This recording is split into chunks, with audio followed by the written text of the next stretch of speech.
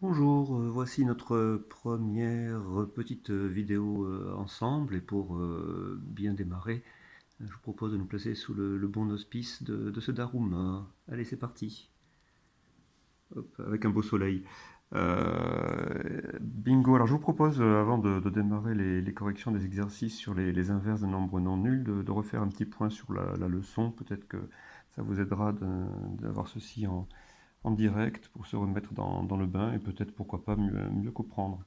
Alors au niveau de la définition, on dit que deux nombres sont inverses en fait quand leur produit vaut 1, donc ici je les ai appelés A et B, donc A fois B égale 1. Et du coup, l'inverse de A n'est rien d'autre, hein, on reprend la notation fractionnaire que du coup 1 sur A.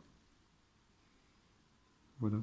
Donc j'ai pris un suite de nombres qui s'appelle n et d en fait, tout simplement comme numérateur et dénominateur. Je ne vous refais pas la démonstration, vous l'avez dans le cours. L'inverse de la fraction n sur d est égal à d sur n. Voilà, le mot inverse là du coup semble très bien approprié puisque il vous suffit pour cela d'inverser les positions des valeurs numérateur-dénominateur. Donc on obtient dénominateur sur numérateur pour avoir l'inverse. Allez hop, application absolument directe sur le premier exercice numéro 11, ça se faisait les yeux fermés si j'ose dire. L'inverse de 4 cinquièmes du coup, ben, j'inverse les positions, c'est 5 quarts. À la rigueur, si vous voulez l'écrire sous forme décimale, mais ça n'a aucun intérêt. Idem inverse de moins 2 sur 7, c'est 7 sur moins 2. Bon, vous savez en même temps qu'on n'aime pas trop laisser des signes moins en dénominateur, même si c'est pas faux.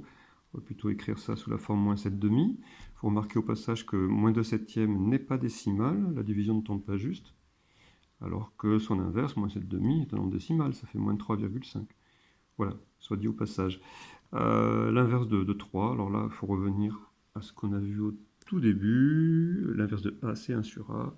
L'inverse de 3, c'est 1 sur 3. Tenez, là vous avez un entier, son inverse n'est pas un entier, loin de là, il n'est même pas décimal.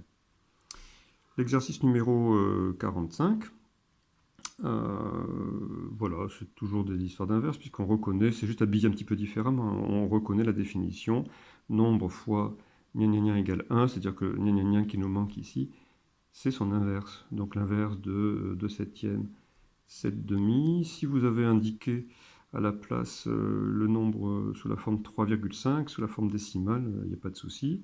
Et donc la phrase équivalente, c'était l'inverse de 2 septièmes et 7 demi. Pardon, pour l'ombre, en fait, ce soleil joue contre nous. Et on continue comme ça. L'inverse de moins 5 sur 3, c'est donc moins 3 sur 5. Hop. Et l'inverse de moins 3, c'est moins 1 tiers. C'est-à-dire 1 sur moins 3 que j'écris directement avec le moins devant le trait de fraction. D'accord?